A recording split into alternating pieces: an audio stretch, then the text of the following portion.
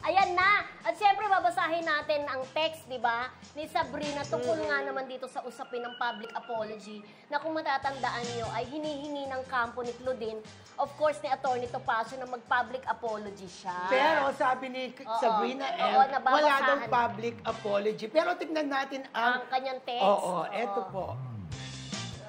Ayan, oh. Yes, ito nga ang kanyang text sa ating classmate na si Roldan Castro. Hi, Roldan. Good evening. Pasensya na ngayon lang kita nabalikan. Wala pong public apology na magaganap. Kung ano naman, panakot na ikakaso nila, karapatan nila iyon at haharapin na lang namin ng mga abogado ko ang isasampa nila. Sinabihan namin na rin po ako ng abogado ko na wag nang mag-comment pa. Nag-review na rin kami ng video sa YouTube para alamin din sino ang pwede naming kasuhan. Hala! Ay, ayan. Malaban, di ba? Sinend pa yung mga picture na kasama yung mga lawyers sa tutulong sa kanya. Correct. Walang public apology na magaganap, di ba? So, ano ang tingin nyo dyan?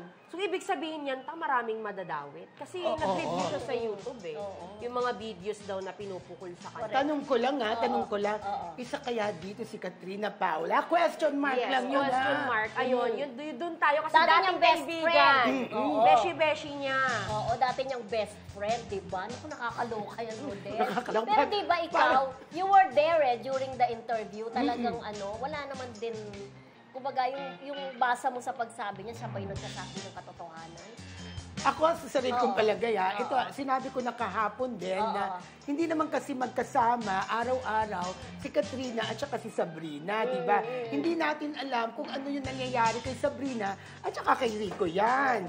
Yun lang naman ang sa akin. Ikaw, Rona. Yes, totoo naman din yun. At saka minsan, hindi lahat ng, halimbawa katulad niyan, love life, hindi minsan natin sinishare eh. Lalo na kung alam natin, yung pangalan komplikado. Komplikado to, tama ka dyan. Kasi nakatali yung pangalan ni Rico yan lagi. Pag Rico yan ang binanggit mo, automatic love yun. Yeah. Saka Kasi siguro, love team sila eh. siguro iniisip ni Sabrina, kapag nag-public apology siya, it's also an admission na nagsisinungaling siya. Kumbaga, ang basa ko dyan, yung credibilidad ko ang nakasalalay pag nag-public apology ako, di ba? Parang ganun ang datingan. Kasi sa kanya nagsasabi siya ng katotohanan. Oo, sinangguni rin niya yan sa kanyang mga Although abogado. hindi sila nagkakatalo dun sa sinasabi nila tang timeline, na parang malabo daw, ayon kay Atty. Topacio, ang layo at ang labo na 2 years na naging karelasyon niya si Rico yan. Correct. Pero sa isyong ito, talagang nananahimik lang si Claudine Barreto, di ba? Last Sunday, naging host po namin siya at ayaw niya rin talagang magsalita, Ayaw niya di ba? talaga.